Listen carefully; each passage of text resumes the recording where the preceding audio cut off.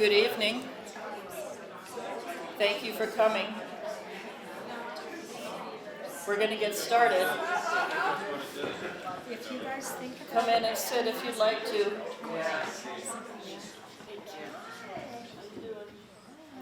Thank you for coming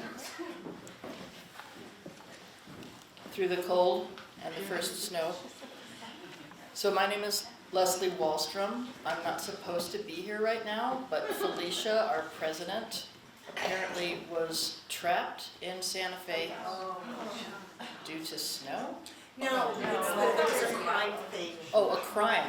That doesn't sound right either. No, she's a hearing officer. I'm sure it has something to do with her official job. Anyway, thank you for being with me and welcome. I am the Vice President of the League of Women Voters. This is co-sponsored by the League of Women Voters and the AAUW. We're very grateful to that group for pitching in with refreshments and helping with the costs and helping organize it. We'd like to welcome Senator Jaramillo this evening and Representative Chandler. Senator Gonzalez could not be with us due to snowy conditions in Taos. So we will have presentations by these two, and then a special presentation by Christine Fisher from Think, New Mexico. And you don't have to listen to me much longer because Margot Batha from the high school is going to referee. Okay, I don't do the candidate forums because then I would have to referee, but this is not that. So it's a much more amicable thing. So I'm Margot Batha. I teach at the high school. I also coach the Los Alamos High School speech and debate team, also known as the Hill Talkers. The Hill Talkers, as you know, also have another arm that we're sort of an umbrella for a lot of different things, including now, in its fourth year, I think, at the high school, is the Central New Mexico YMCA's Youth in Government program, which Ms. Wallstrom actually was a part of back in her day in high school. So we can see that civic mindedness continuing. And so I'd like to introduce our 4 representative Hill Talkers who are also figuring out how to craft legislative bills for youth in government. It's model state legislature, and they have to draft some bills start drafting their bills in February. So they're here to get some inspiration and to keep time. So I'd like to introduce Esther Kiter, Sophia Saunders, Maya Warren, and Lucia Rudin, who will all be keeping time, and adults, you will need to watch them and behave. I know. And so what we will do is we have speech times. There will be initial presentations by Representative Chandler first. We're going alphabetical order. So Representative Chandler first, then Representative Jaramillo, and finally Representative Jaramillo will be delivering remarks on behalf of Senator Gonzalez. And then we will, after those prepared remarks, we will then go to a question and answer session that is timed. And the audience will be able to ask questions. Our representatives from the Hill Talkers will be coming around with mics to help you with that, and so that your voices are heard. And we ask that you use mics because not everybody hears clearly. So even though you may think you're loud, you may not be loud enough. So please use those mics when our Hill Talkers come around.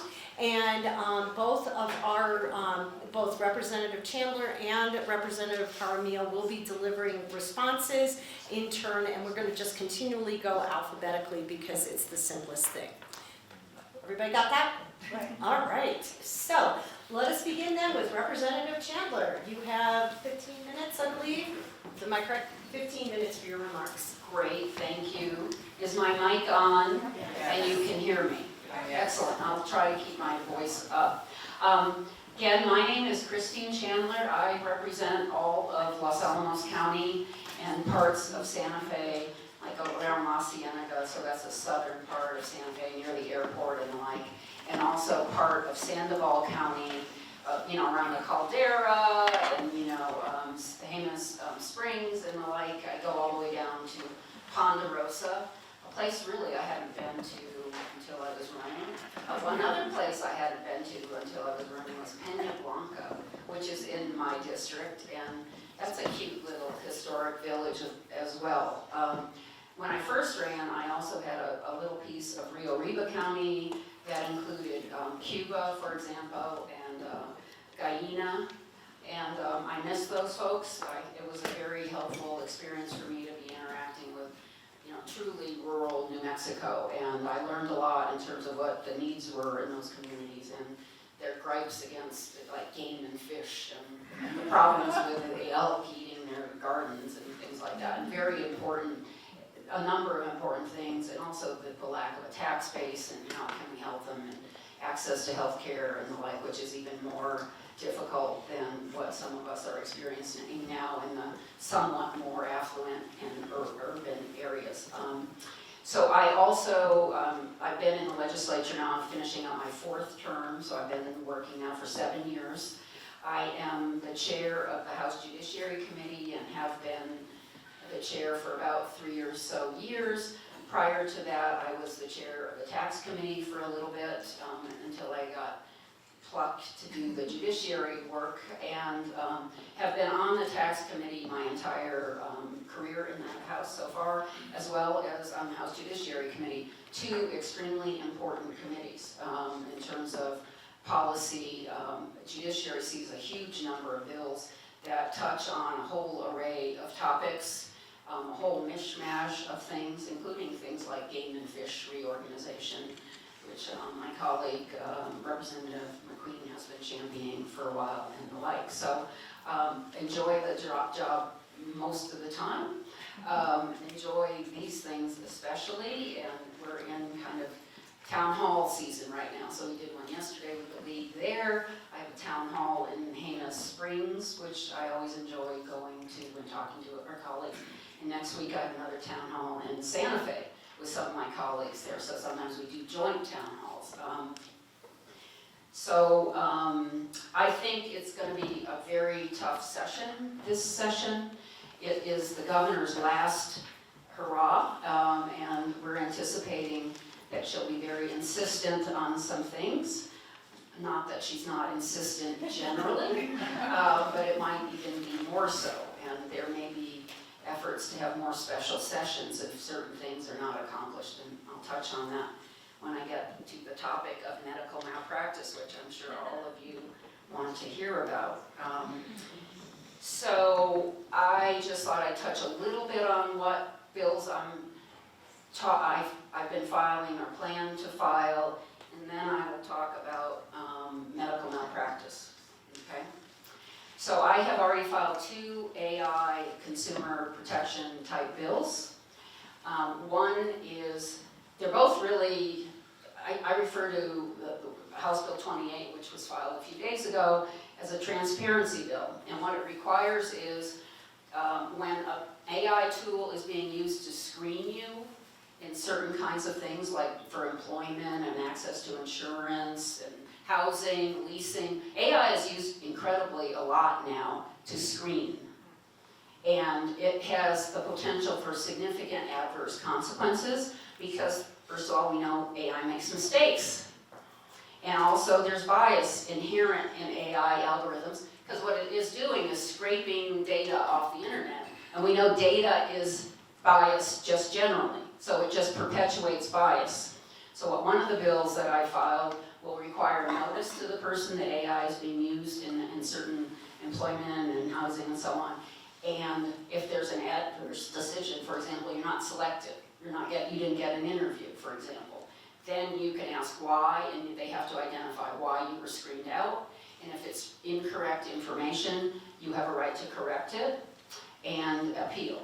So that a human has to look at what you submitted so that there's some kind of check.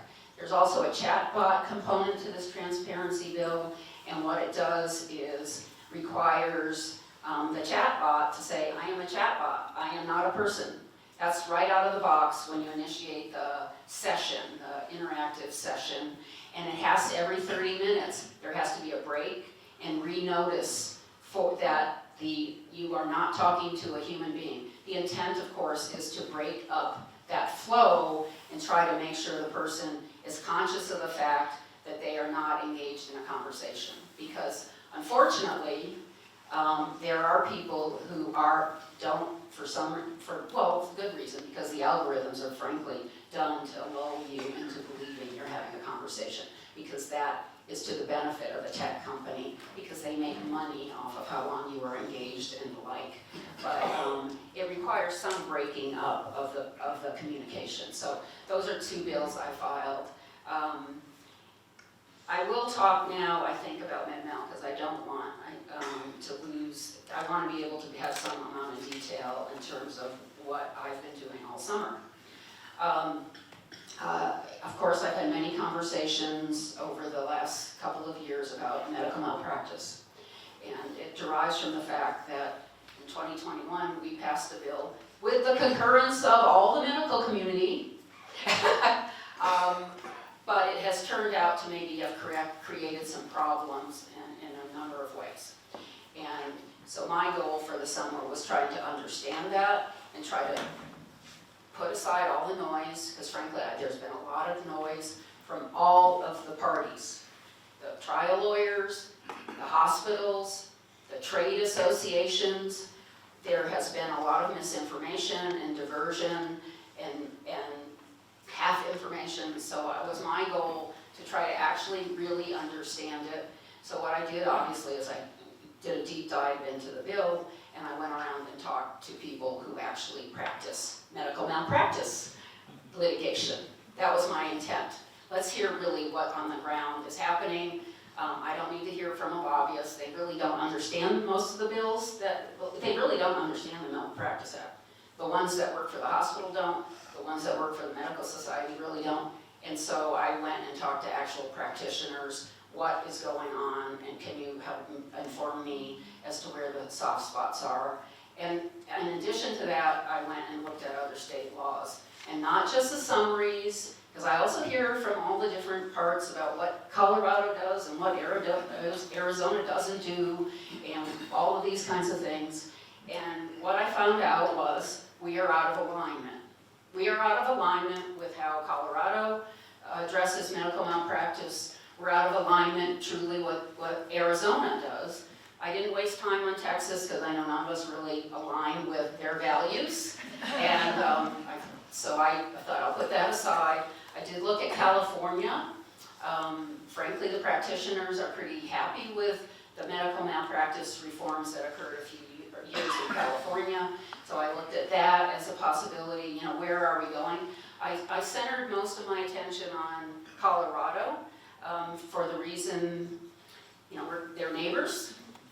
They are similar to us in our political values. They have culture that is similar to ours in many respects. And I thought that seemed like a fair model. And if we were recruiting healthcare providers, it might be somebody's interested in the West, Midwest, you know, the Southwest, and it seemed logical. And there they have I guess you could say guardrails, so that's one way to put it. I don't think the trial lawyers would call them guardrails, but I'm going to call them for our conversation guardrails. And they do have caps on punitive damages, and they have some other things. Oh, they also have a higher burden of proof. And I hope I'm not getting too wonky with you, but frankly, malpractice law is wonky.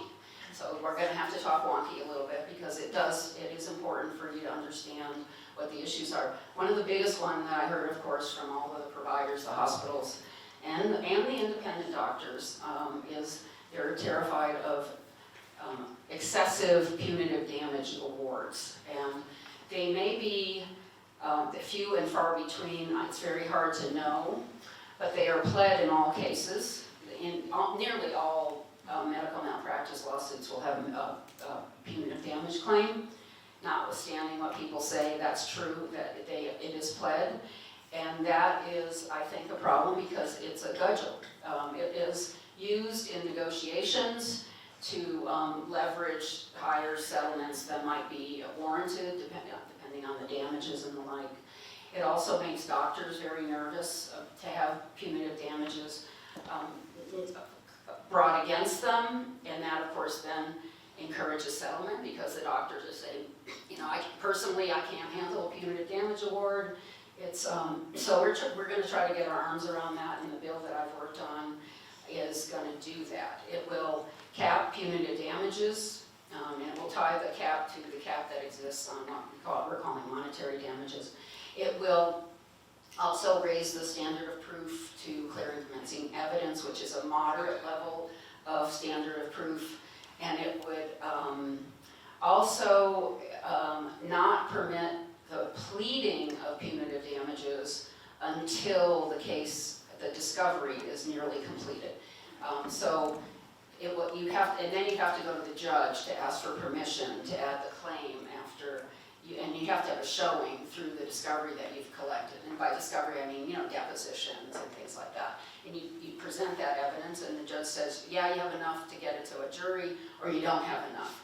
And I think that will help in terms of settlement, if there are going to be settlements, to keep them within a reasonable range, and people will be more rational in how they react to some of these things. There are some other things that I will likely have in my bill that I won't.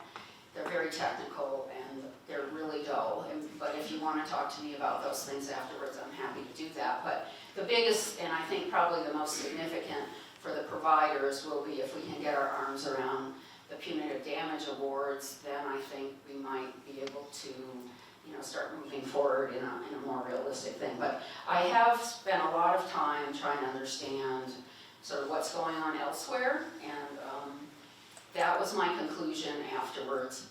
Screening out all the noise as much as I can, but nonetheless, we'll see how it goes, and I hope to be filing it relatively early. I'd like to pre-file, but I'm not sure. I am circulating the bill around to some of the stakeholders, and if I get reasonable input on it, it might be adjusted a little bit, but that's where we're going. I'm going with that, and I imagine you might have questions. But I thought, since I have heard from some of you, and you might be interested in knowing what's going on with that one. And it's going to be, it's not just that is part of the doctor shortage. We have a lot of challenges here in the state to bring in professionals. For example, our salaries tend to run a little lower than other places. We have a lot of Medicaid payers, and that's a struggle for providers as well. There's concern about our schools in certain parts of the state.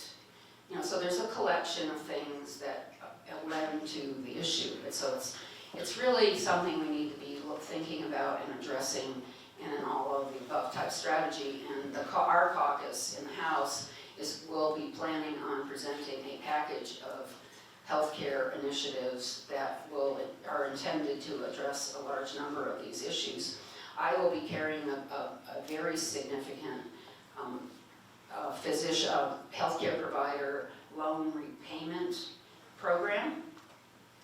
And the way it's structured at the moment is we will probably be offering loan repayment that's, I don't know, almost double of what I'm hearing across the country. So this is like in the $300,000 range for physicians if they commit to stay in the state for 4 years.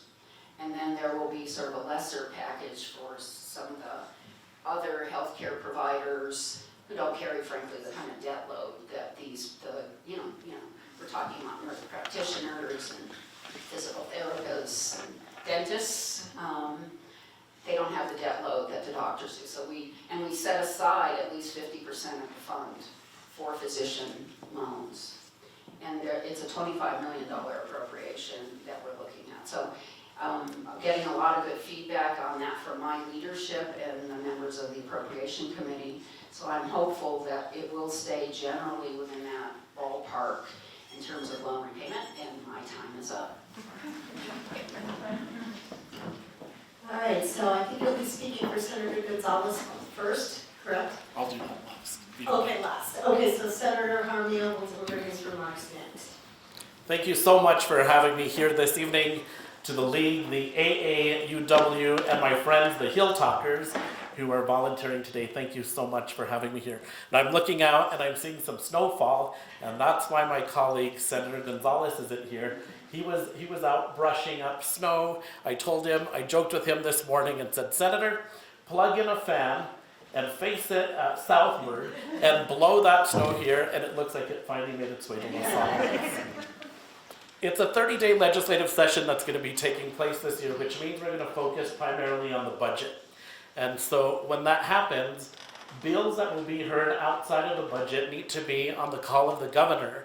And so it's very rare that you get bills that are going to be heard that aren't from her call and not reflected in the budget. And one of those such bills is going to be a interstate licensing compact. And so we've heard from constituents who have talked about the need to ensure that we can keep doctors in the state of New Mexico. And what we're thinking with this bipartisan bill is that this will allow physicians to move from state line to state line with other states that have the compact. And so we're hoping this can attract physicians to New Mexico. We're hoping that it works kind of, if you think about your driver's license, how a driver's license, if you cross a state line, your driver's license from this state, if you drive into Colorado, is still valid in that state. And we're hoping that that will happen. And I hope you don't mind, but I'm going to take a little bit of time to just brag on some stuff that I got to do this year. And so I serve as the vice chairman of the Rules Committee in the Senate, which oversees confirmations from the governor's office. And so those are for boards and commissions throughout the state of New Mexico. And so I was elected as the rising star of the Democratic Party of the state of New Mexico. And so I'm really excited about that. They're excited about the work I'm doing, not just in my community, but for rural New Mexicans is what helped me get that award. I was also named the West Chair of the National Hispanic Caucus of State Legislators, which means I represent Latino legislators from New Mexico up to the Canadian border and west into Alaska and Hawaii. And the Alaskan Latino said, I bet you didn't know, Senator, that we were here in Alaska. And so the role of the West Chair is to ensure that I can take the voice of Latinos and Latino legislators to Washington, D.C. to talk about our needs. When I'm doing something a little bit different, that I'm educating Americans about the role of Hispanos in New Mexico and how our forefathers were here far before the forefathers in the East, and how we helped to shape this country with our Native brothers and sisters.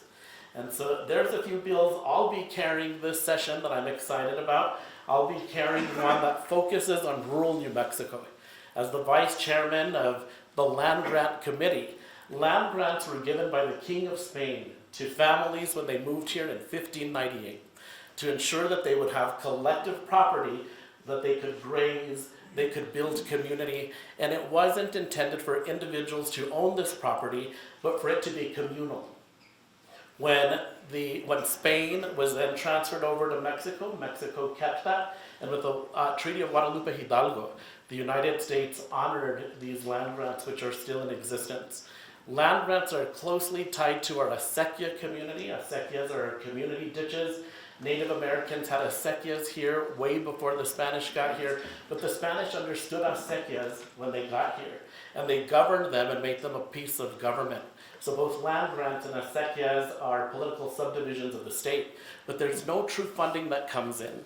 These rural New Mexicans look for capital outlay for infrastructure projects that they have, and if you ask the representative, capital outlay can feel like just a Band-Aid for some major projects that are needed throughout the state of New Mexico. This bill would ensure that some funding would come to acequias and land grants annually in the amount of $5 to $8 million a year to help them work on infrastructure projects, which primarily focus again on rural New Mexico. In most cases, when they look for grants or they try to find some help, they're asked to match their dollars. Well, rural New Mexicans don't have that match in most cases. This funding would ensure that we can help to ensure that they can get the work done that they need to throughout these communities, historic communities that we're tied to.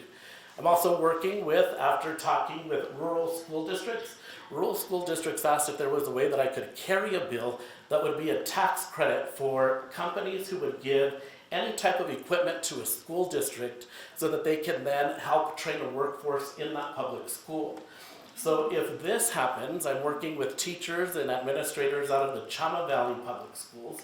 What they're envisioning is industry would give this piece of equipment to the school, and it wouldn't be a dumping ground. So Jennifer, you wouldn't think about an industry coming in and giving you outdated equipment. They would bring equipment that's state of the art into Los Alamos Public Schools, and then they would teach a teacher or teachers to build a curriculum based on how to work that equipment. We then would give them a tax credit of 5% of what that equipment is worth, and then we would then pay the teachers on a companion bill to work on training students on how to use that equipment. And we're envisioning that this would be a summer program, so students would continue to do their curriculum work during the school year and then work on focusing on workforce training during the summer, teachers getting paid and industry getting a tax break from that. So I'm really excited about that. I look forward to allocating capital outlay to Los Alamos County. Two of their major projects this year revolve around housing and an emergency operations center. So I'll make sure that I team up with the representative and Senator Gonzalez to allocate capital outlay to those projects. I'll also be working with the University of New Mexico, Los Alamos, to allocate funding for any infrastructure projects that they have. On February 6th, the Los Alamos High School Native American students will be joining me in the Roundhouse for American Indian Day.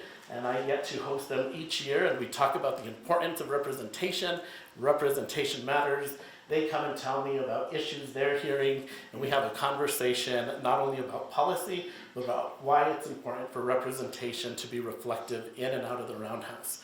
I'll be working with the YMCA Youth in Government, New Mexico, to host you at the Roundhouse with students from across the state of New Mexico, along with a Republican senator, Senator Brantley. So this is going to be bipartisan that we're going to welcome you in. And there's a young woman here in Los Alamos who's leading a bipartisan organization.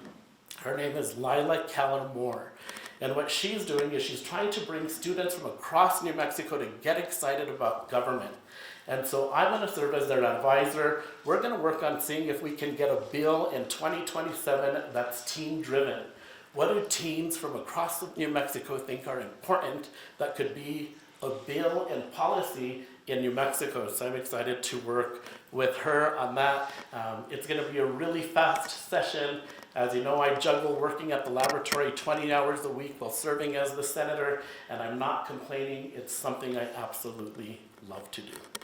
And with that, I want to transition over and present on behalf of my good friend, Senator Bobby Gonzalez. And if you don't mind, I'm going to read the notes that he sent me. So ladies, time begins again. Now, although Senator Bobby Gonzalez is unable to join us today or this evening, he asked that I share his legislative priorities for this upcoming session. One of Senator Gonzalez's major focuses is a comprehensive transportation bonding bill in partnership with the New Mexico Department of Transportation. Now, this proposal would authorize approximately $1.5 billion in bonding, structured as roughly as $290 million per year and financed over a period of 10 and 20 years. Now, a key component of this proposal is accountability. Projects would need to be fully identified and completed with no partial or unfinished projects funded through the bond. In addition to the bonding proposal, Senator Gonzalez strongly supports investments in local roads through the general fund. He's advocating for approximately $155 million statewide for road maintenance, including $5 million specifically dedicated to rural areas which support rural and underserved communities. Now, public safety and wildfire preparedness are also top priorities. Jody and I were talking about this over dinner, and I said I'm not going to spoil it for you, but Senator Gonzalez has a solution. Senator Gonzalez supports ensuring stable, ongoing funding for forest fire response and mitigation. This includes expanding the number of state hotshot firefighting crews across our great state of New Mexico. Currently, crews are based in Las Vegas and Socorro, and he would like to see a total of 6 crews statewide. These would be full-time, state-employed firefighters who would not only respond to wildfires during fire season, but also conduct year-round forest thinning and fire mitigation work during the off-season. So I don't know if you know this, but before Senator Gonzalez became an educator, he fought fires while he was in college. And so this is something that he holds close to his heart, and he loves our state so much he doesn't want to see the devastation we've seen, such as here with the Cerro Grande fire and what happened with Hermit's Peak Fire. As an educator, Senator Gonzalez is focused on supporting teachers and state employees by increasing the state's contribution toward employee health insurance with a goal of covering up to 80% of premiums. He views this as a critical step in retaining and supporting New Mexico's workforce. Finally, Senator Gonzalez is actively working on a number of local capital outlay projects across the 4 counties he represents, ensuring that infrastructure and community needs at the local level continue to be addressed. He wanted me to thank you for the support that you've given him. He's excited that he's starting his 31st year in the legislature. His historical knowledge is something that I try to take from him as much as I can, and so I'm honored to deliver his priorities. Thank you so much again. I look forward to hearing your questions, and then later a selfie.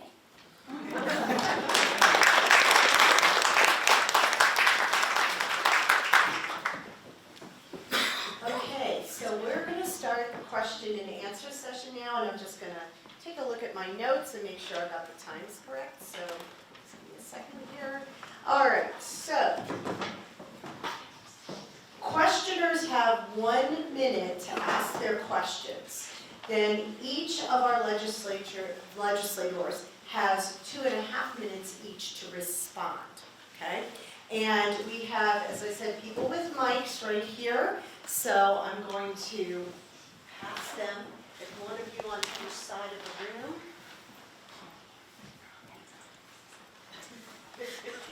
And they will do their best to respond and take you in order. I'm going to have to use my voice because we have only so many microphones. But I will yell time if you guys go over, because I have my timers over here. And they will ensure that, because we want everybody to get a fair shake and get as many questions in as possible. All right? Are we ready? First We're ready. question. Whoops, sorry. Thank you, Siri, I appreciate that. This is probably AI generated. Yes. Yes. Okay, all right, first Maury's question. got his hand up.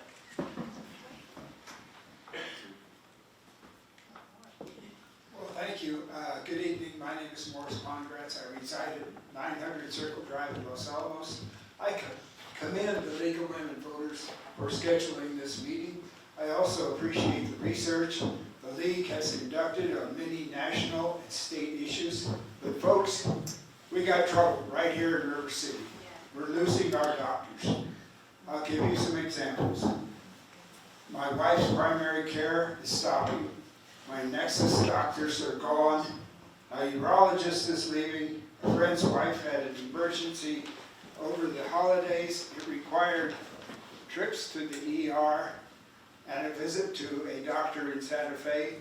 None of these people could do anything for her. She needed surgery, which would have been fairly minor, but virtually no one in New Mexico was available. They ended up airlifting her to Denver for what should have been a fairly routine procedure. Another one, my golfing buddy went skiing, broke a leg, and there were no beds in Santa Fe or Albuquerque. Ended up being airlifted to El Paso. Frankly, I'm tired of excuses.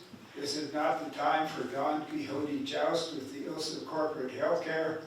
Please enact the healthcare solutions proposed by Think New Mexico. Thank you.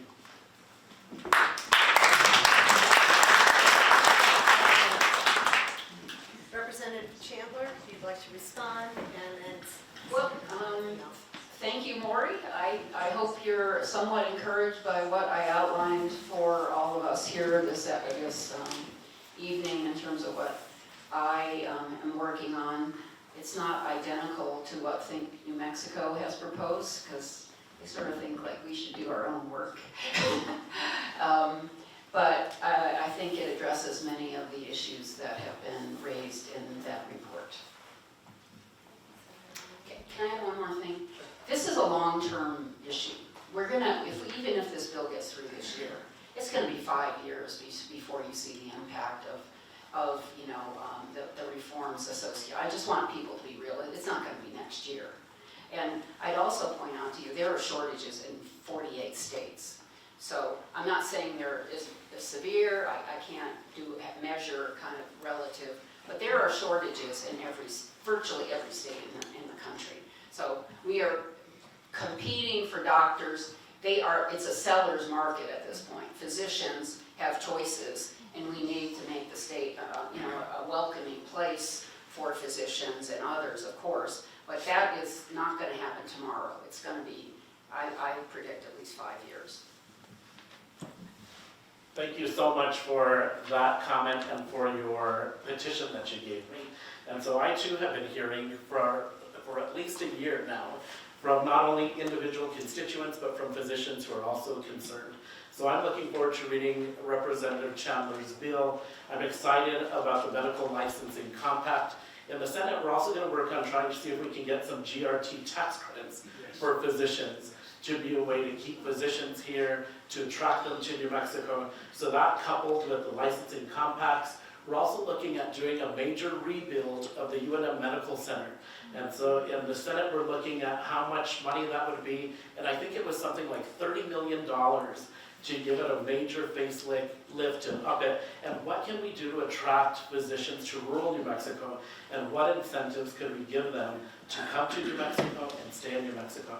And so I'm looking forward to reading the representative's bill and seeing what she's come up with and hearing the presentation from Think New Mexico.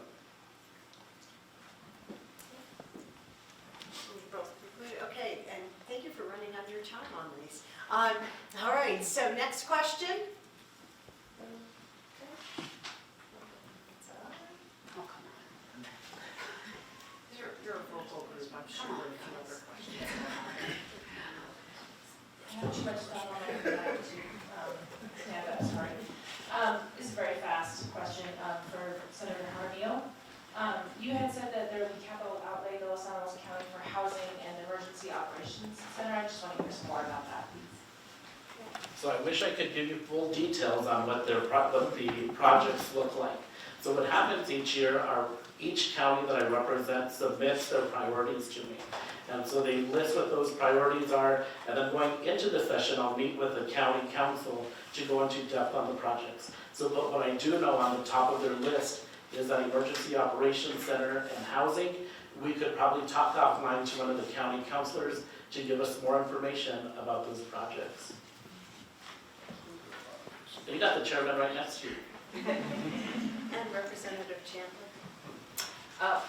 I also was briefed on what the county priorities are. The Emergency Management Center, I think, is going to be attached to the fire station down in White Rock, and it will be intended for the purpose of when we have, fires and other, crises. We have a place for people to congregate and coordinate. I'll tell you, I was a little disappointed that it seems like we're not welcome. Well, let me put it a different way. We are not partnering with the lab in the way that I would have thought we should be in terms of shared space and shared coordination. But I'm told that is no longer a realistic goal, and has not been working for a bit. So that's why the county is doing its own thing, which I think is disappointing, but nonetheless an important project for them. On the housing, it usually centers on infrastructure support,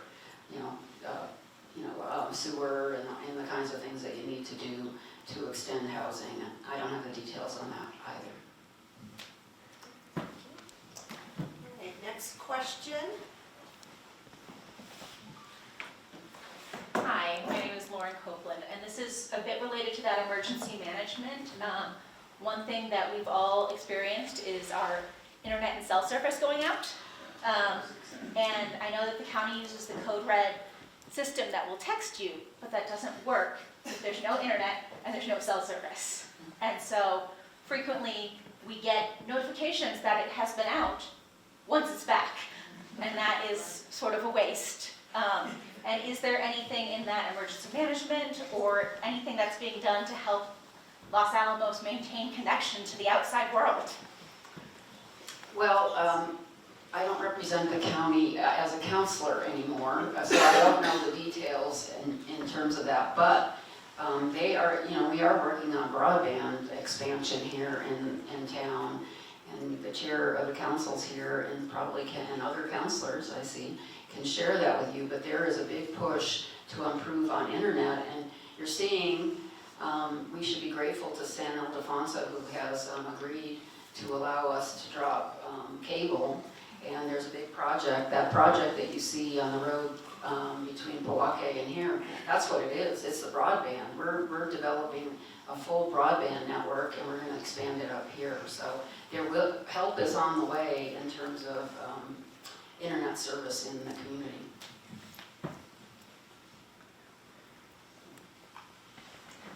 Thank you for that question, and I would echo what the representative said. We do stand, though, on the sidelines to provide funding if needed.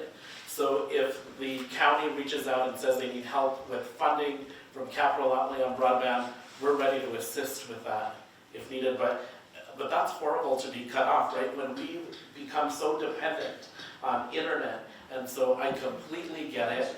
In rural New Mexico, we still have areas where grandmothers are having to drive their grandchildren they're raising into areas that are urban for them to get internet access, so they feel your pain every single day. So it's not just a Los Alamos issue, it's a rural New Mexico issue as well, and we're going to work on trying to ensure we can expand it. All right, next question.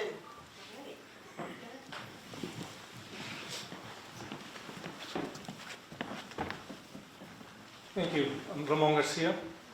My question is, as you pointed out, a solution for the medical crisis that we're facing now, it's probably not going to yield any results till 5 years from now. Do you have anything in mind to remedy the immediate needs? For example, our seniors have the greatest need of going to their medical appointments on time, the day they need it. Sometimes rescheduling happens, and you have to come up with solutions. Now, we at the Senior Center provide that valuable transportation, but resources are scarce. Is there any consideration for extra funding specifically to transport our older adults to, the city, Santa Fe, Albuquerque, from rural areas like Los Alamos? Don't we go back? You all go. Yeah, go ahead. Works for me. So what happens now that it's a budget year is we get to see all of what's been presented during the interim. So if anybody from Aging and Long-Term Services met with any committees in regards to this issue, we would then see that they wanted that built into the state budget. And so we wouldn't have been able to see that because we don't serve on that committee. But now that we head into the session, we'll get to see the bigger picture of what was presented during the interim, what issues were raised, and what we're going to be looking at covering. And so I'll make sure to keep that on a radar because senior services is important. As a son of a mother who we lost my brother 2 years ago, I didn't realize how much my brother did for my mom until we lost him. And how much there's this gap on ensuring she gets the care that she needs. And he never once complained, he just did it. So I'll make sure that I flag that on one, and when we meet, I'll let you know, or when I find out more during the session, I'll keep you posted. I just don't have the information, and I'll have to listen on what's been presented and what's being built into the budget. Thank you.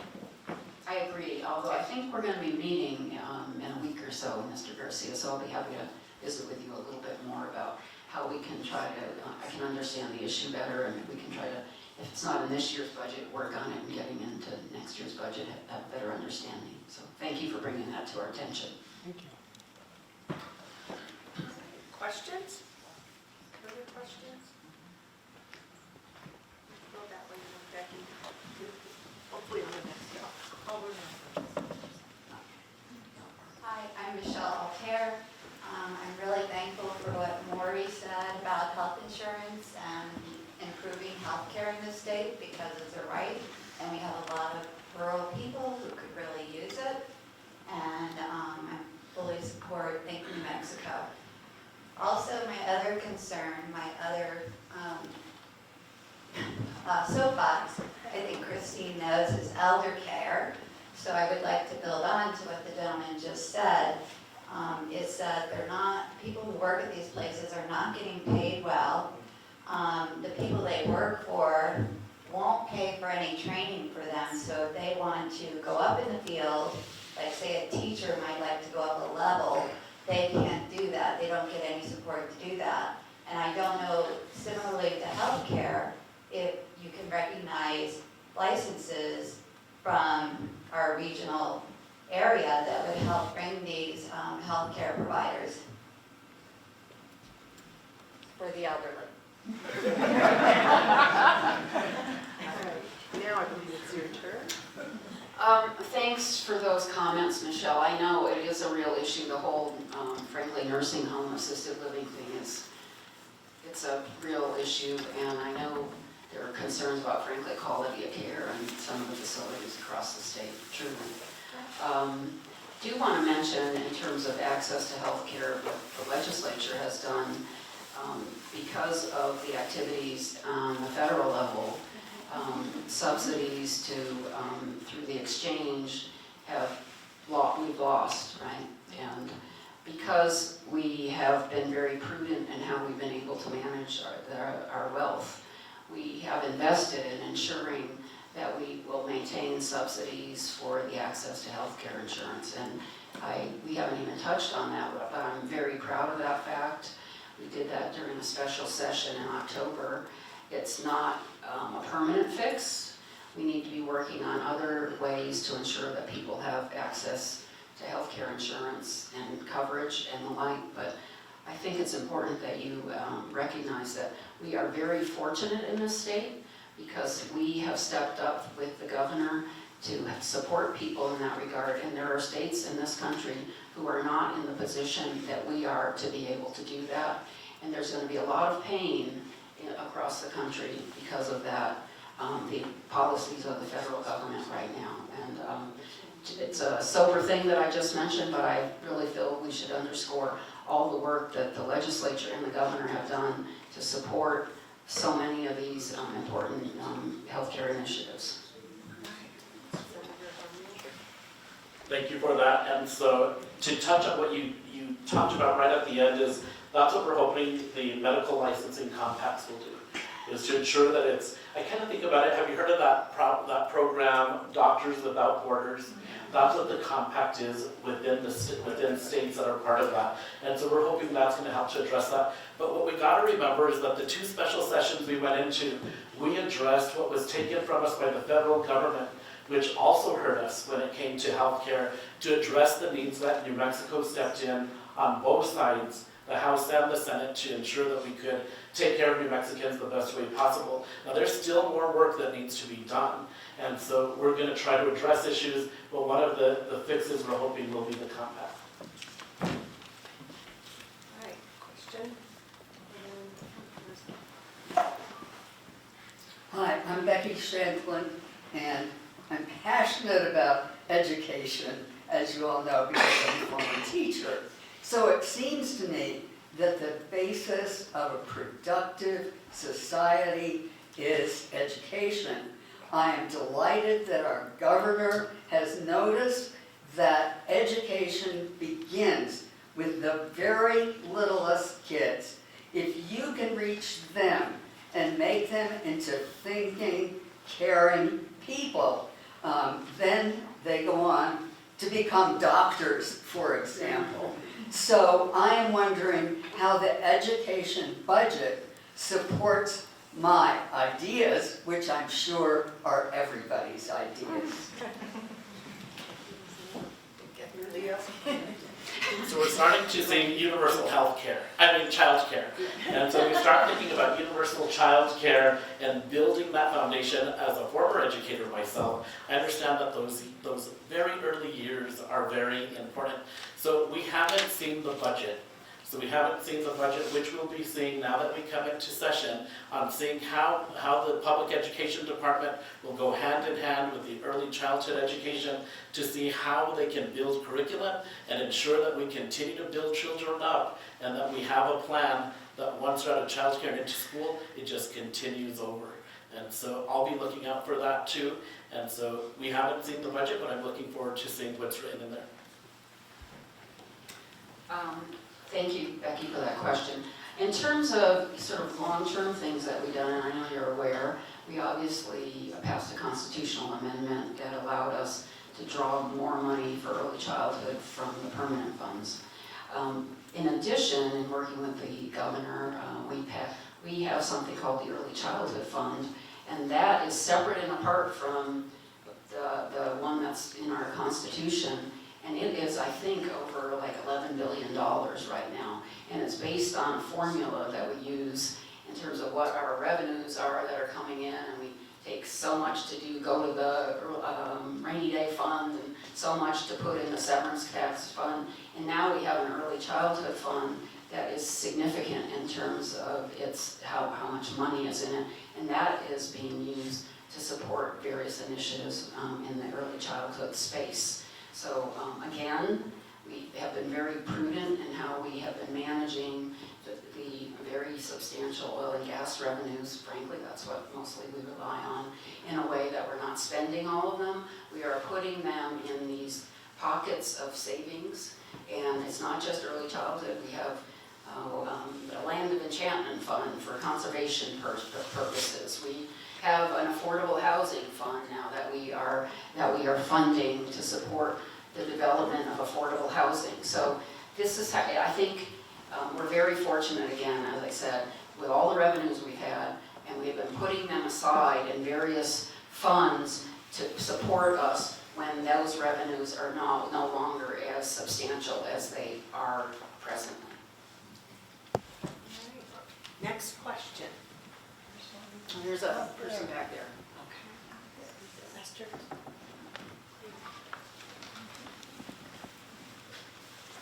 Hi, my name is Nana Girardi. Another important aspect of healthcare is the availability of immunizations, both for children and for seniors. I know that currently our governor and our health department have done their best to ensure continued access to all the relevant childhood vaccines, as well as those for adults and senior citizens.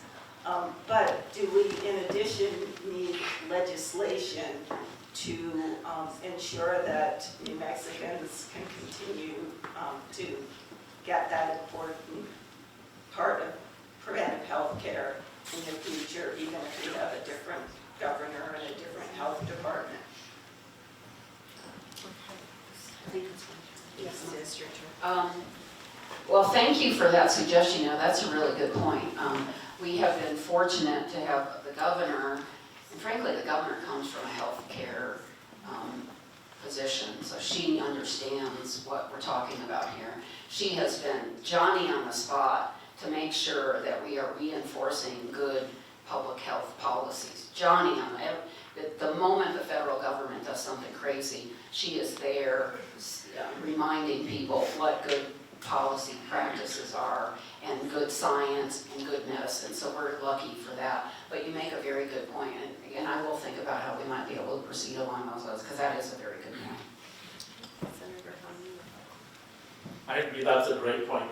We've had a governor who's understood the importance of immunizations, and so you're right, we need to have it documented for the next governor who comes in. That's something we would have to look at during the long session, so we'd have to look at that during the 60-day versus the 30-day, which is really short and focused on the budget.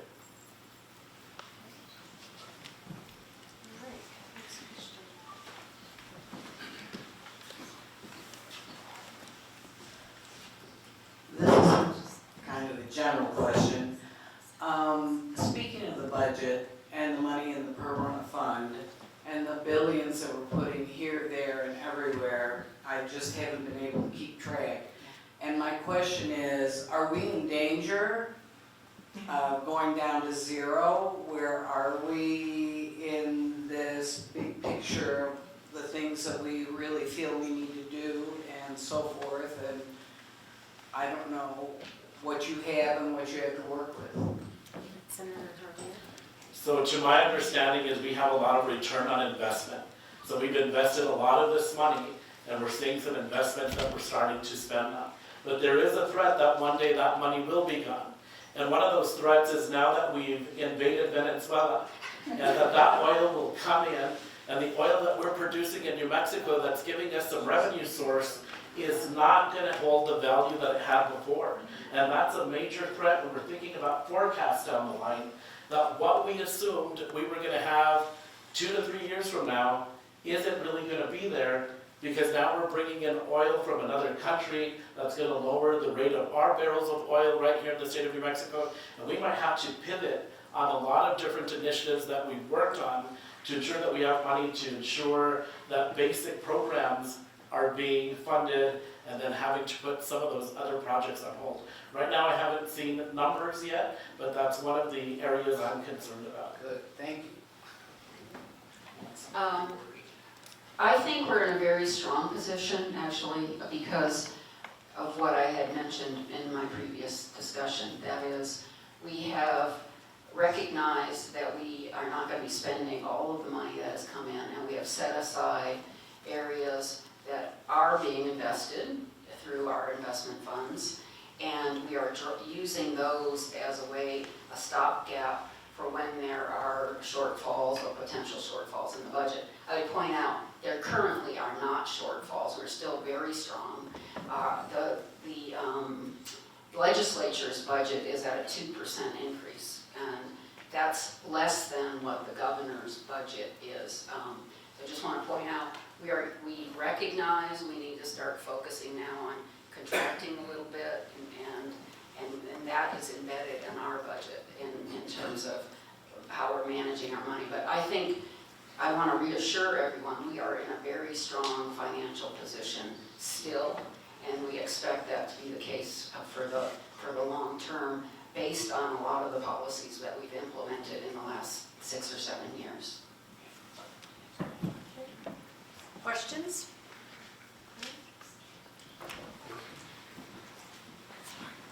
You'll be next.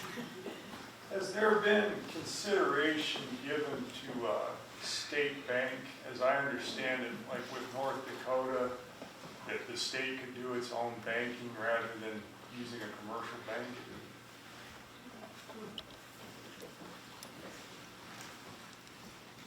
When I first came into the Senate, there was a session where we tried to think about a state-funded bank, but it just didn't have the support in the Senate chamber, and the bill died out after its first committee, and I haven't seen if that bill sponsor is going to try to reintroduce it.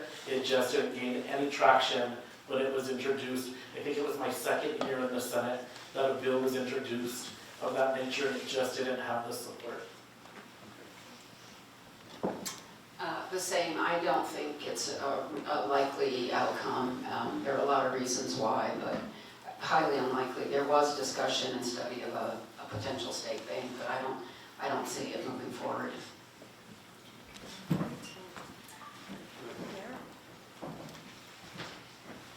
My question is for every member of this audience. It is, I've got 1 minute, so listen up. Here it is. I propose that we, as you know, the legislature, the first half of the legislature, introduction of bills. The second half of the legislature, they vote on those bills. My proposal is, after the introduction of bills, a 30-day break. The bills are published in newspapers around the state. People are able to meet, as these meetings here around the state, to hear the content of what's being voted on. We get so many bills that are just garbage that's put in, memorials and bullshit that just plugs up the system. I don't think people will do that if they know it's going to be published and back in their hometown. So it cuts out a lot of the crap. And then after 30 days, the unpaid legislature has complained for years, gee, we're away from home for so long. Okay, this gives them a chance to go home and run their business or do their school teaching or whatever. Then they come back after 30 days, they've got the input from the public, then the local people know what are the local bills that's going to affect them, or the statewide bills, and it's a simple thing, it's not costly. They're talking about redoing the legislature, so. Focus outreach. Appreciate Let it. them know, if you think And it's I a good think idea. this one goes to Representative Chandler. Thank you for sharing that, Don. I've done it for 3 years in a row. I know you have. It sounds familiar. Interesting concept. I get a bill that would change the length of our sessions at this point. So we'll be working on that again this year. I'm understanding that maybe the Senate might come along on that one, we'll see. But it's an interesting concept. And on memorials, I hate memorials, I agree. But I will tell you that there are people who are responding to citizen requests when some of those memorials are happening, you know, and there are parts of the state that really take a lot from those memorials. A memorial in support of the winning football team, and that means a lot to those communities. I don't do very many of them. I'm sorry, I'm a Scrooge. I usually say no whenever I can, because there's a lot of work to be done in the legislature, I agree, and we spend a fair amount of time talking about memorials when we should be talking about things like Medical Malpractice Act and stuff like that. So. Now, I believe Representative McQueen is going to come up with a bill on a concept of changing the amount of time during the session, and so I'm going to take your concept to him. So that's pretty interesting, so that way we can have discussions on bills and talk about them. You know, I ran a lowrider license plate bill for a community that feels defeated. Every time we say we're from Espanola, people find it appropriate to ask us if we've heard the latest Espanola joke. And when we talk to kids in the Espanola Valley who feel defeated before they've even started, but they hear their senator say he represents the lowrider capital of the world, where we're brown, we're down, and we're low to the ground, their heads pick up just a little bit more. Because they find pride in a community that this state has turned their back on. And so to some people, that bill might seem like a memorial that was a waste of time, but for a community who needs a win and a community who needs to feel valued, it means so much more to them. So to some people, bills might seem like they're a waste of time or memorials a waste. For others, it's a win that they need so that they can build momentum to keep their heads held high and to move further into what's the next chapter of their community. Thank you. Further questions? Thank you. Representative Chandler, thank you. Jennifer Giles, Superintendent, Los Alamos Public Schools. I wanted to thank you for talking about the land grant for preschool. And I know you haven't seen the budget yet, but I just wanted to point out, as you see those coming out, a couple of things that we would like for you to be aware of and keep in mind. So when you talk about the preschool land grant, I think that that is such an example of when you adequately fund education, that you see results. So recently, the governor's office did a press release that talked about now preschools in New Mexico have risen from the bottom of the nation. And you hear people all the time talk about New Mexico education being ranked 50th. Preschool education has risen to 5th in the country. We've seen that steady increase, and I will tell you what we see as educators is because there is adequate funding there. So just a couple of things I wanted you to be aware of, that we are still unfunded in education this year. Let me just say it really quick. Transportation, curriculum, and liability insurance in our facilities. Insurance is killing us. And so when you see those things, that's where we need funding. Yes, digital safety, cybersecurity. Thank you. The next one or you the next one? I can take it. Go ahead. Sorry. I should be like writing this down. I took note of the 3 initiatives that you want us to look at. And so just to bring it back up, it's transportation, curriculum, and then insurance. And so I'll keep tabs with you on what I see, and I'll make sure that I keep you in the loop. Same. Further questions? And I see, okay, we've got ones in all different corners. We'll go this way, and then, okay, we're going that way. I'm Dick Hunsinger. I practiced medicine in Los Alamos for a little over 50 years. And we have a lot of physicians leaving the state. I'm not leaving. Yay. And that's good. Our representative and our senator, our gross receipts tax. I give you a bill for $100, the first $8 that comes back goes into my gross receipts tax. We're the only state that does that. Hawaii does it, but they're 4%. And we've asked the legislature and they've looked at this, but it hasn't gone very far. abolishing the gross receipts tax on medical services. Thank you. There are a number of reasons why, so let's, for clarification, we tax all services. So I get a little nervous when the doctors say we're the only state that tax medical services. We tax all services, so let's be clear about that. We're not singling out medical services in terms of our tax policy. That's just across the board.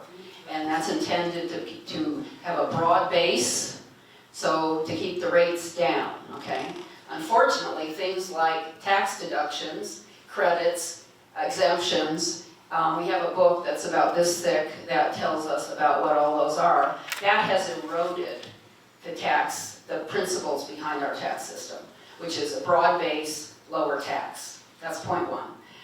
So, you know, we have to look at it. The reason we haven't adopted across the board elimination of a GRT on medical services is the estimates. $100 million on the state level and would be the hit last time I heard. And I believe, and remember that impacts local governments as well because they will lose those tax revenues also. So there needs to be some way to backfill those revenues. We are going to do, I think, some targeted relief in terms of GRT. So things like, I think it's co-pays, trying to remember the correct terminology, but there will be some relief, but I doubt very much a bill that has a $100 million hit on our budget is going to get a lot of traction, but we will do some targeted things to provide some relief. We met with the League of Women Voters Santa Fe County yesterday, and during that meeting, Senator Worth, who's our majority leader, did talk about a break. He didn't give full details, we'll learn more, but he did talk about GRT breaks that they were thinking about when it came to medical. I just don't have the information on it, what portions he's looking at, but I'll make sure to keep an eye out for that. I just remember, I think we're looking at co-insurance. We had a bill in a package last year that addressed co-insurance, so the physician or the healthcare provider doesn't have to eat the tax on that. The problem with healthcare providers, not with healthcare providers, the problem with the tax as it intersects with healthcare providers is they cannot pass on the tax to someone else because of the contracts they have with insurance companies. So if we want to really point to the villain, because we seem to like villains in this society, it's the insurance companies. They don't reimburse fully for the tax that the physician is having to deal with. So that's where the source of the real problem is. Thank you. Questions? I think is there anyone in the center? Okay. And I know there's someone over here too, I get that. Hello, my name is June Fabrica Martin. Can you hear me? Yeah. Okay. A little closer. Okay. No, that does make a difference. And I was wondering, is the legislator taking any action, or even can it take any action to protect residents of New Mexico against the aggressive harassment and mistreatment by ICE, such as separating families, imprisonment in substandard facilities, and even deportation?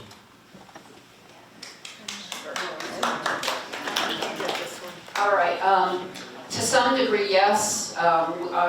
We do have a bill that will be filed again this year. It's called the Immigration Safety Act. So I'm a co-sponsor on that bill, and it's a bill that will require the 3 counties at the moment, there may be 4 coming in, that will require those counties to terminate their contracts with ICE.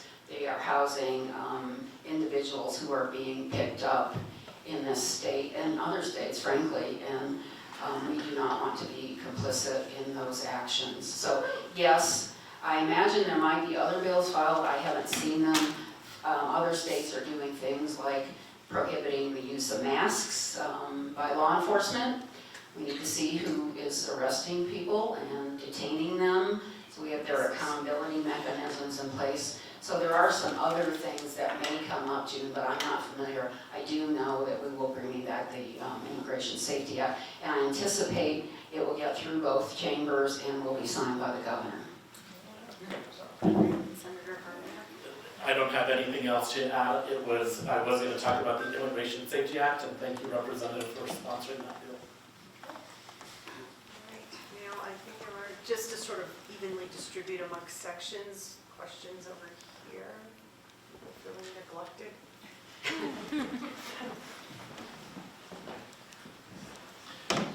I'm Tyler Taylor, a retired family physician here. I'm feeling really concerned about the fact that even if you make these changes you're proposing, we're looking at 5 years of waiting to see real results. When I retired, it was already clear that several surveys showed that 60% or so of physicians in the United States would like to see a universal healthcare system.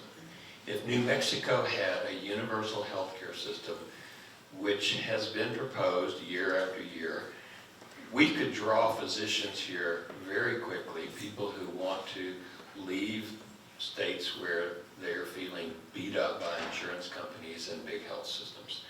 So I'm wondering, is this anywhere on the radar for the state legislature, either this session or the next session? Thank you for that. And so I haven't heard of that. And so that's an interesting point that I'd be happy to take back with me. And so thank you so much for that. I haven't heard of that concept, but it's one I'll definitely take back to the majority leader. Thank you, Tyler. I know we've talked about this in the past. So on that, let me just step back a little bit. On the 5 years, I'm not saying I like that, but I just want to make sure it takes time for these things to trickle down and for us to kind of reverse the reputation in terms of the legal environment in the state. That's the truth of it. I think there is interest in the state. I'm not sure it's exactly the proposal that you and I have discussed in the past, but there is interest in improving on access in a way that isn't leveraging Medicaid, which is what, frankly, Medicaid is what we do. We leverage Medicaid to expand access for people who can't afford health care. And I was just here talking with the speaker the other day, and he was saying we've got to stop doing that and looking at a broader policy thing. We didn't have a detailed discussion about what exactly he was talking about, but certainly it's on his radar in the House. And so I'll be following up with him to hear what's going on with that. But he's a person who, he was very instrumental in expanding early childhood, very instrumental. He has a lot of creative ideas. He works for a nonprofit that has national contacts, and he gets a lot of interesting thoughts. So I think there is some possibility we'll be pursuing that. But that, again, you know how hard it is to, that's a heavy lift. The truth is, it's a heavy lift. All right, further questions? So we do have another speaker, not that I want to rush people, but we do have another speaker, which is Christine Fisher. Christina, my bad, I'm sorry. Christina Fisher of Think New Mexico. I think we'll be talking a little bit more about healthcare. No, not at all. Never. If there are no further questions, I'd like to turn the floor over to Christina Fisher. And if you don't mind, while Christina is coming up, my legislative district aide is Brianna Salazar, who's joining me this evening. If you need to schedule some time with me or want to discuss a topic more, you can work with Brianna. And so I'm happy to finally have somebody who helps me with this. And so thanks again for having me this evening.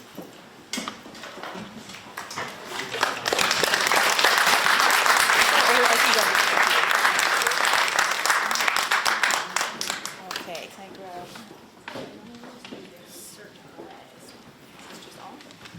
Yes. All right. Well, thank you all for including me again this evening. I feel very popular in Los Alamos. Glad to be back again. This year was here at this event last year, and then was also at the Luncheon Leader in May. So many familiar faces. So most of you are already very familiar with Think New Mexico. Thank you for the shout outs. I promise there were no plants on my part. But if you're not familiar with Think New Mexico, we are a statewide nonprofit. We've been around since 1999. We develop and advocate for public policy proposals that will improve the lives of New Mexicans.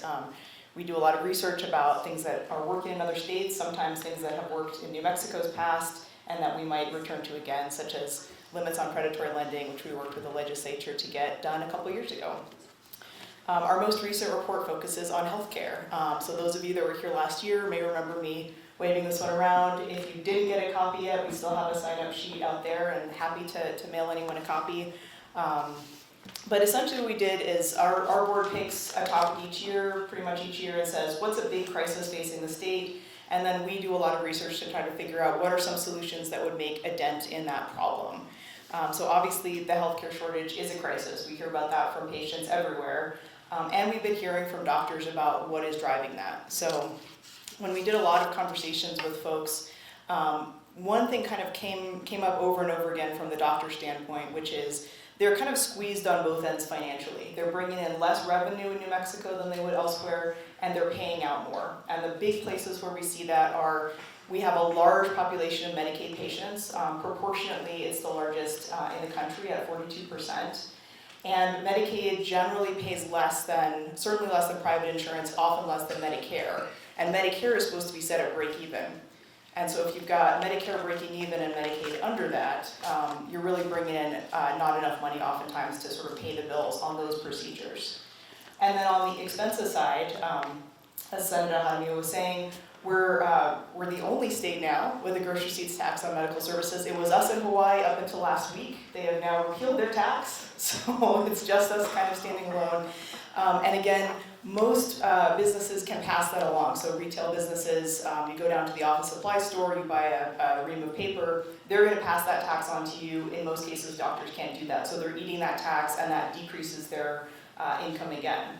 And then finally, we come to malpractice. So our malpractice insurance premiums are about twice as high in New Mexico as they are in our surrounding states and nationally if we look across the nation.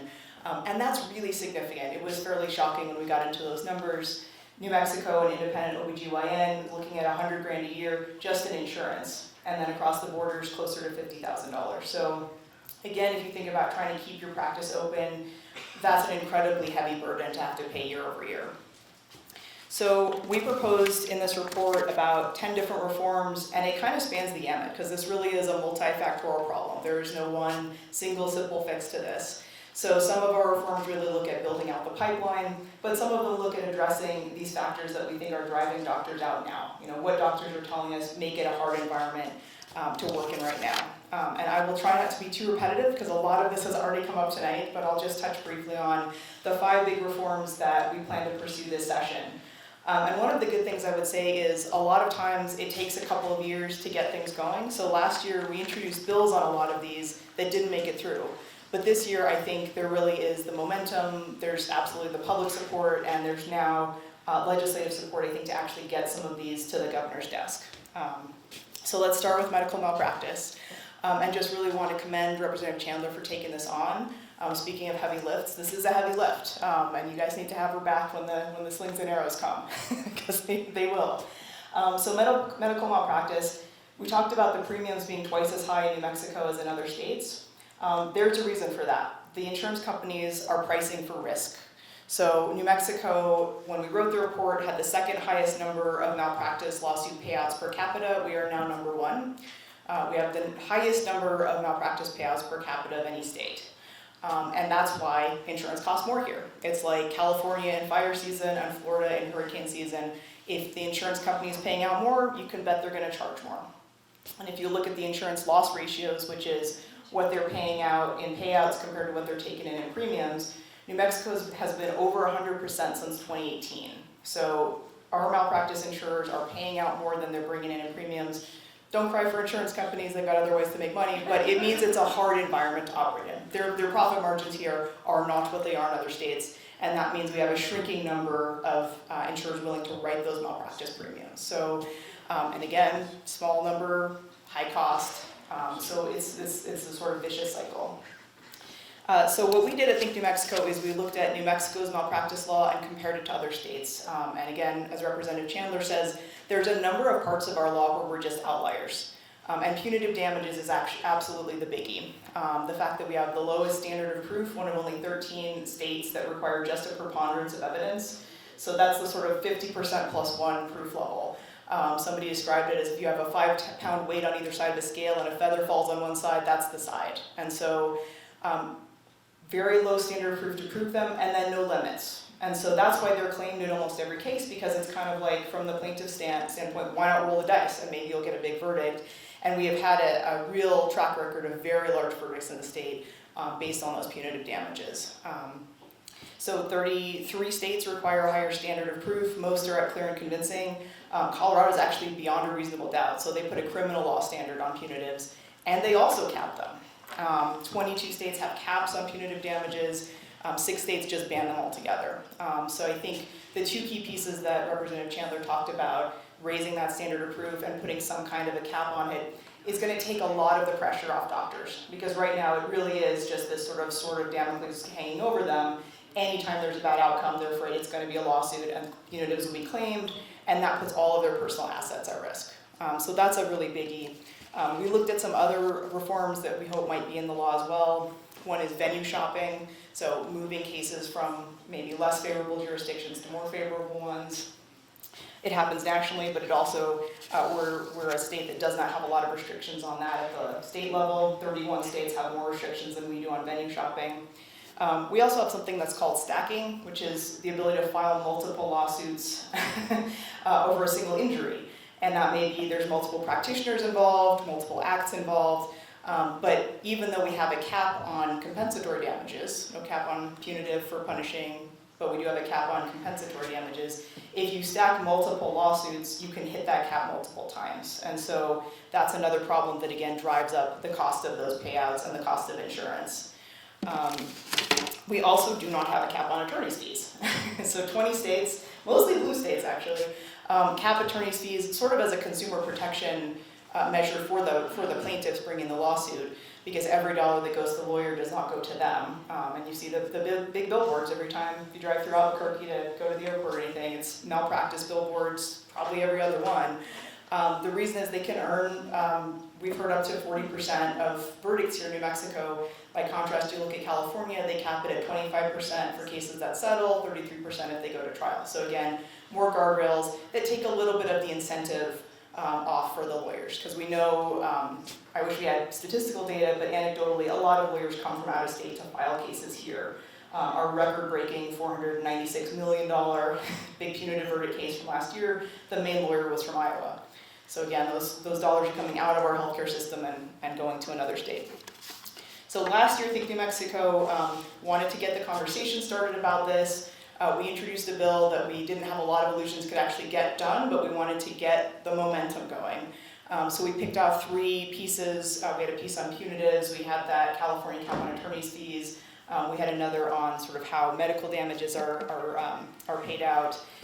And that bill got introduced, Senate Bill 176, on the 8th day of the 60-day session. And it got its first hearing on the 53rd day. So it kind of had to sit for a while.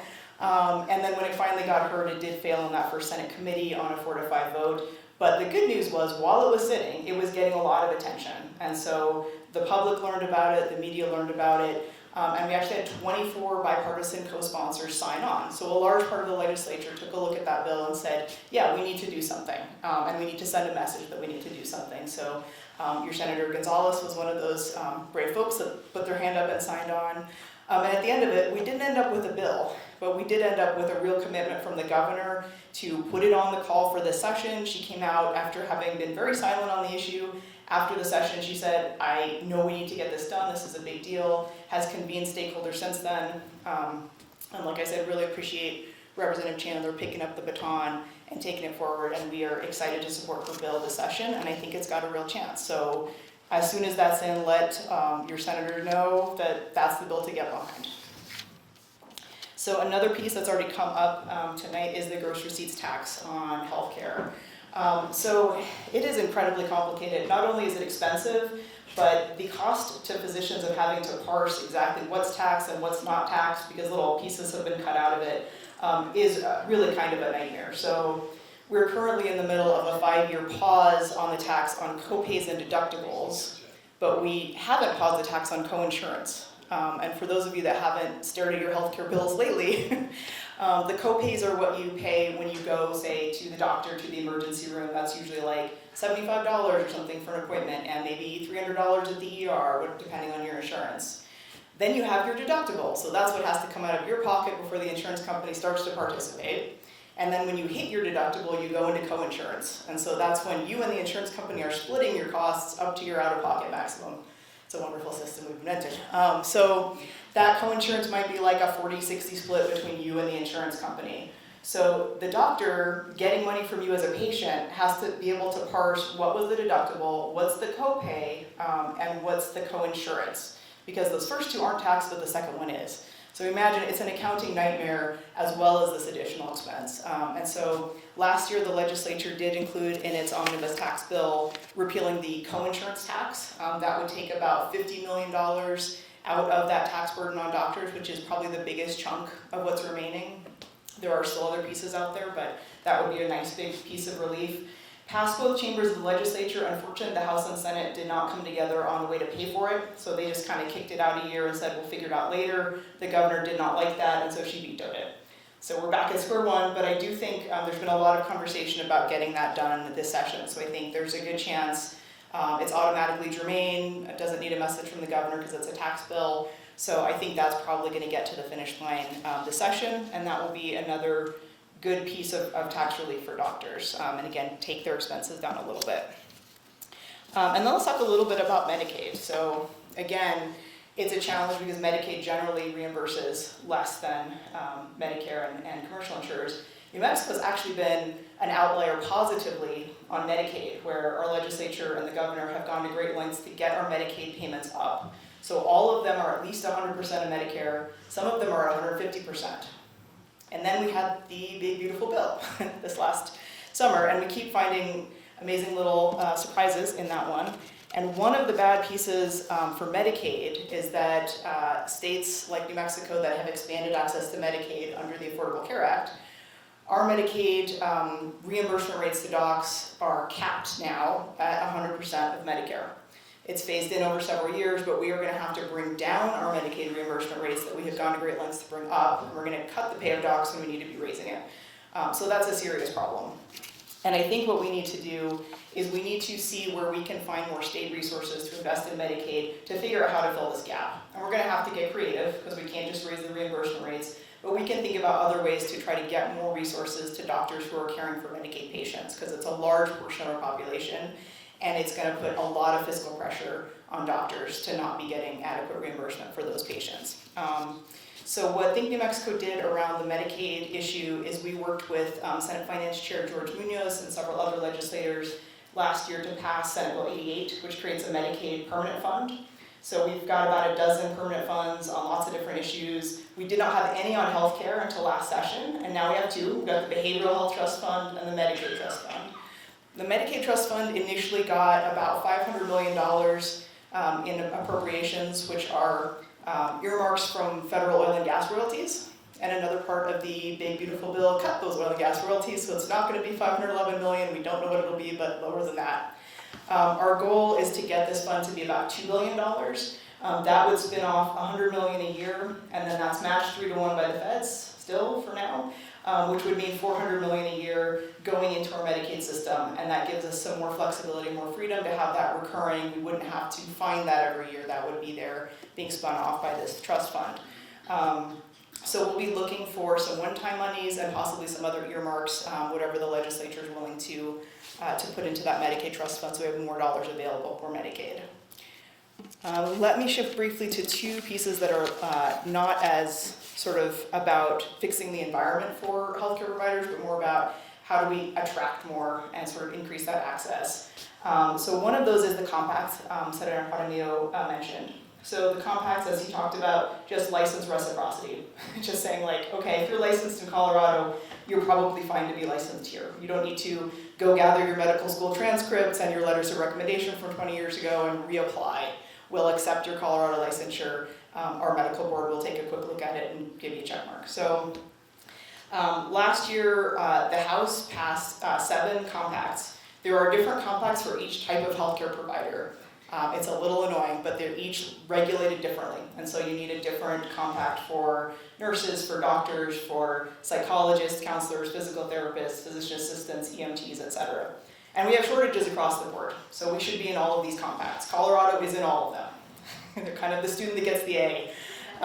Arizona's in 7, Oklahoma's in 9, Texas is in 5, and they don't play well with most people. So we're kind of behind the 8 ball because we're only in 1. We've been in the nurse compact since 2003. It's been very beneficial. As many as 80% of the nurses working in our rural hospitals are working under compact licenses. As I was discussing with some folks earlier, it's a little tricky to track because New Mexico nurses can get a compact license, as can out-of-state nurses coming into New Mexico. So we're not 100% sure like how many came in, but it gives us access to a nationwide pool, which is great, which you want to have. So we're really hurting ourselves by not being in the other compacts. There are 42 states now, and Guam, in the doctor compact, and we're not there. So it makes us look unfriendly. It makes us look, we want to make it harder for you to come here, and in fact, we want to make it easier. It also cuts us out of a lot of telehealth, because you can't practice into New Mexico even over the internet without being licensed here. And so that's hurt a lot of people with rare diseases that need access to specialty care, and they have to drive to Texas to get on a Zoom call, or Colorado, or Arizona, because they're all in the compact. So the good news is, even though the Senate did not pass any of the 7 compacts passed by the House last year, and we can get into why in the Q&A if you'd like to, we do have agreement from the Senate leadership to get the doctor compact done. That bill has been pre-filed. It is number 1 on the list of Senate pre-filed bills if you go look on the legislature's website. So that's great. So that's probably going to happen. The bad news is the other compacts, we don't have that same commitment. There have been already 5 pre-filed by the House. I suspect the House will make quick work of them again. So we need to be talking to the Senate about saying, we have shortages of EMTs, we have shortages of psychologists and counselors. Behavioral health people can easily provide telehealth. Let's get this done. We don't need to wait another year or 2 years or 3 years. Let's get this done now. So that's where we're at on the compacts. And I think we're going to get the doctor compact done, but like, let's aim higher. Let's get at least 5 or 6 done this session so that we can open up access to all of those types. And the one good thing about the compacts is, as soon as they're implemented and in effect, you do immediately open up access, right? So unlike changing the medical or legal environment for healthcare practitioners, which I agree will take some time for doctors to say, okay, I don't have to fear for my house and my kids' college savings account if I practice in New Mexico. The compacts can get us much quicker access. That is not going to solve everything overnight, but it's going to help more quickly, and so that's good. And then the final new piece, which again is being carried by Representative Chandler, is that student loan repayment. And so we, like most states, already have a student loan repayment program, but for many years it was more symbolic than actual. We funded it at less than $2 million a year. About 7% of people that applied for it got it, so it just wasn't that attractive, and it was very low amounts. The good news is a couple years ago we stepped up our game. We funded it about $15 million, so we're getting access to more people. But we still are only paying off up to $75,000 in loans. And all of our surrounding states are over $100,000, several are over $200,000 in terms of repayment. And so we need to be competitive. You know, we are absolutely in a national competition for doctors. And so our student loan repayment needs to look competitive. And I think what's really exciting is that the bill that Representative Chandler is working on is going to put us like at the top of the pack, and it's going to be really attractive. And that's going to be a great way to get some young new doctors in. And once we do that, we're hopefully adjusting the environment, so once they've been here 4 years, they want to stay. So those are some of the ways that we're working on it. All of you and your advocacy has been hugely important and hugely powerful, and we're making real progress. And I expect to see many of the bills carried by these legislators get done this session. They have to bring some of their colleagues along, and I think they can, and we'll certainly be there to help and look forward to partnering with them. So happy to take questions.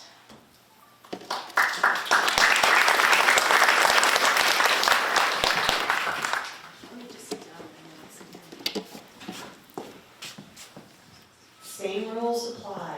1 minute for your question, 2.5 minutes for responses. That's so we can get everybody in and get out of here at a reasonable time. All right, first question. Oh yeah, we have our microphones coming. Okay, so my son's a surgeon, and my son's a surgeon, and I was asking him if he wanted to, he's finishing his residency. I asked him to come back to the state, and he said, of course, the malpractice thing is really bad. But the other word circulating amongst young doctors is that people are losing malpractice cases in New Mexico with no error. That there are a lot of, the way the law is written, there's some kind of, something so pro-litigant that the doctors, and then they have a black mark the rest of their career. Right. And so if you're a young doctor, New Mexico's like poison. You can't, have you heard that?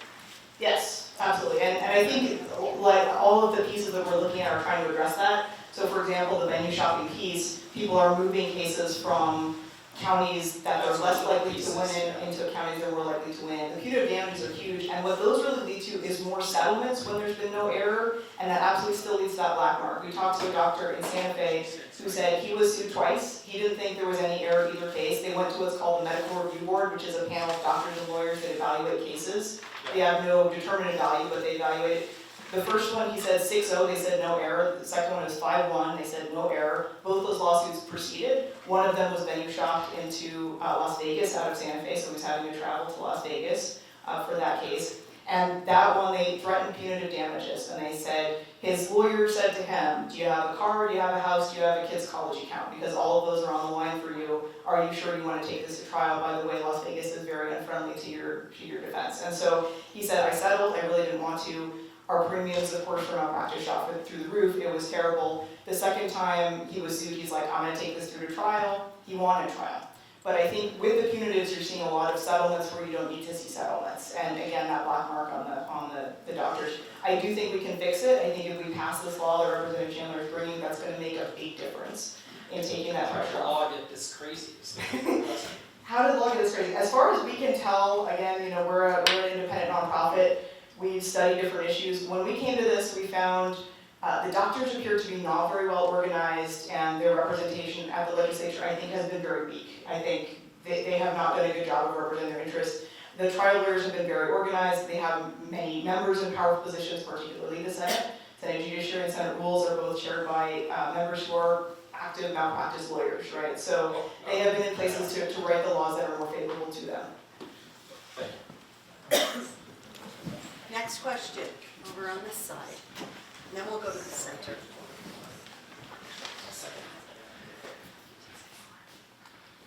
Getting your steps in, huh?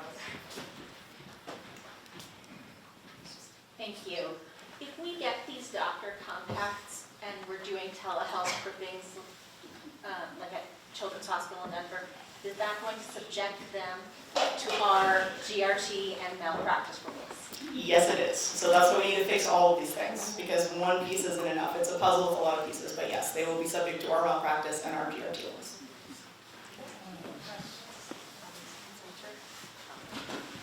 Okay, I see you over there, don't worry.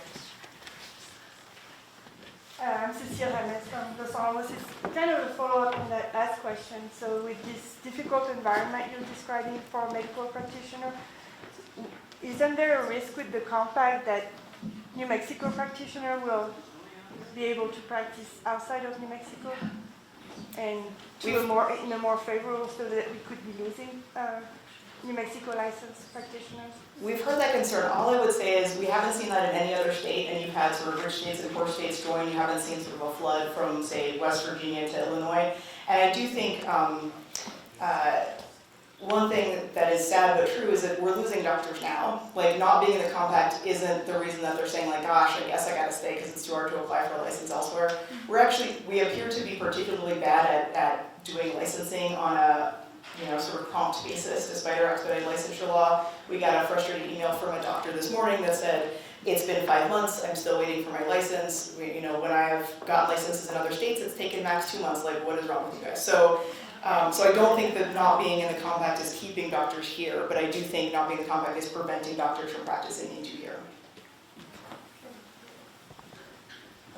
Hi, I just a quick question. So attorneys can come from out of state and practice law here without a New Mexico license, but physicians can't? Well, we have some attorney license reciprocity rules. Probably Rep. Chandler knows more about that than I do. But yes, we do have ways for attorneys to practice across state lines. They do have to be licensed. But yeah, license reciprocity is not sort of this shocking new thing. I know the compacts have felt very controversial. When we wrote the report, we thought, well, that's going to be an easy gimme, and it turned out to not be at all. But it really seems like that should be sort of an easy step in the sense that it's just knocking down a barrier. You know, it's just saying, let's just not have an extra obstacle to come practice here. Let's make it easier for you. This is not sort of like addressing the fundamental problems. It's just a facilitation. Let's streamline it. Let's make it super easy. Because why would we make it harder? Further questions?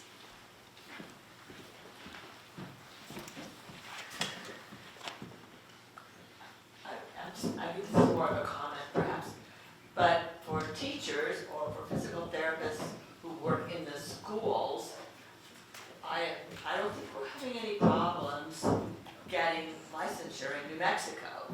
So I'm not sure why it's okay to work with children in a school, but not work with them outside of school. I don't understand this one, I'm really saying to you. No, it's a great question. I actually think that the physical therapists in the schools, I'm not sure if that's regulated any differently than physical therapists generally, but I know there is a teacher license reciprocity compact as well, among other ones, which I do not believe we are in either. No, we're not. We're not.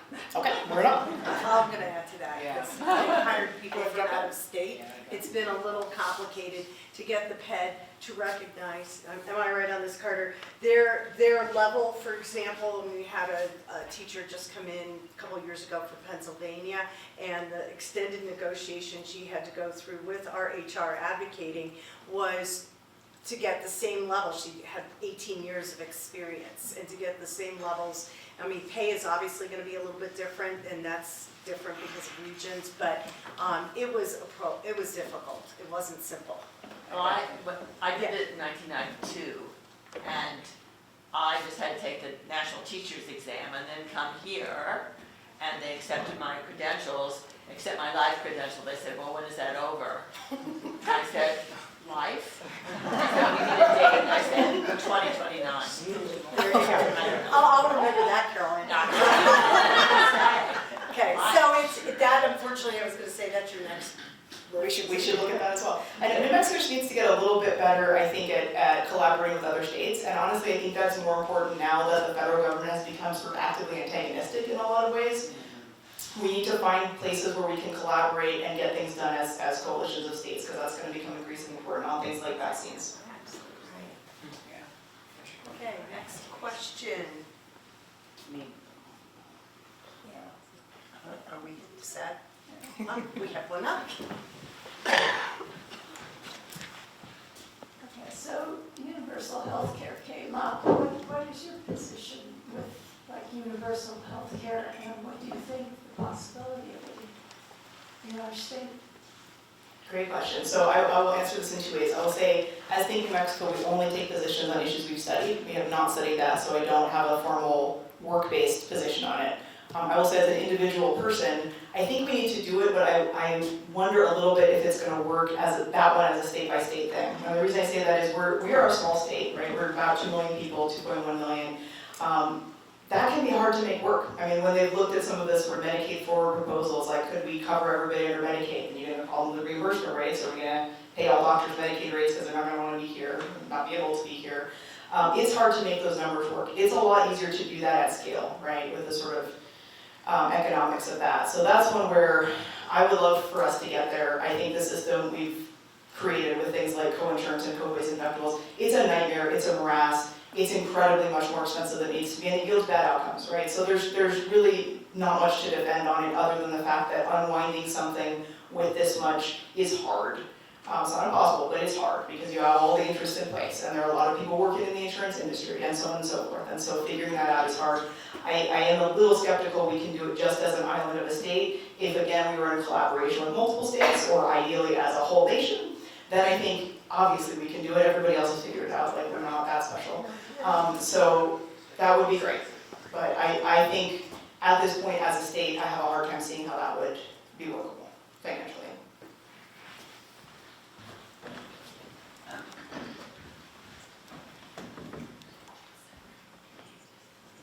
Thank you. Eduardo Santiago. Along similar lines of healthcare, have you looked at Senator Trujillo's pre-file for Universal Basic Income Pilot Project for pregnant people? I have not looked at that yet, but happy to take a look.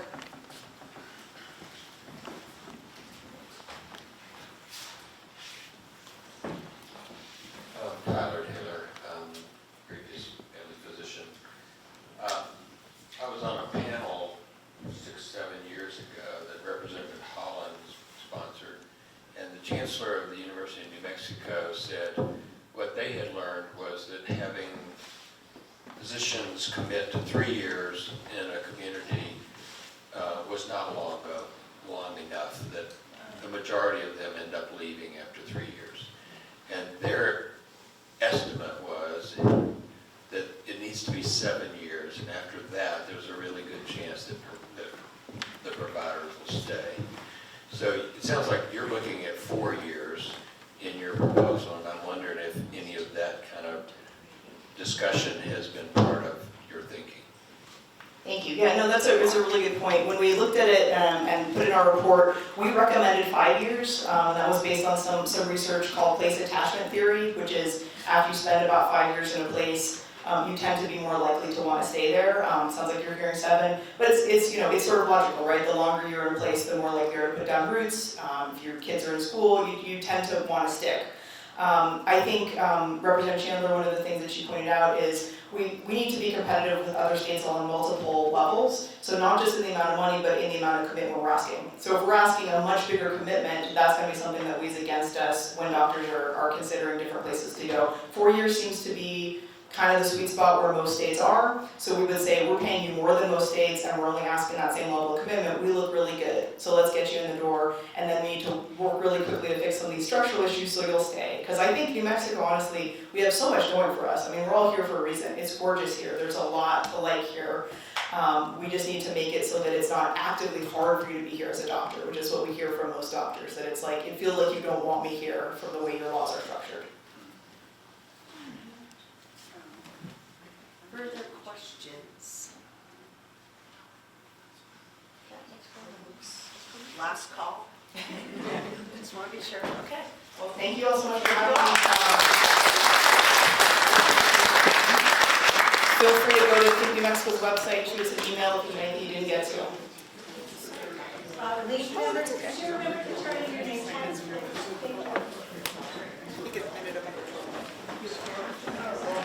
You sure? There's more break.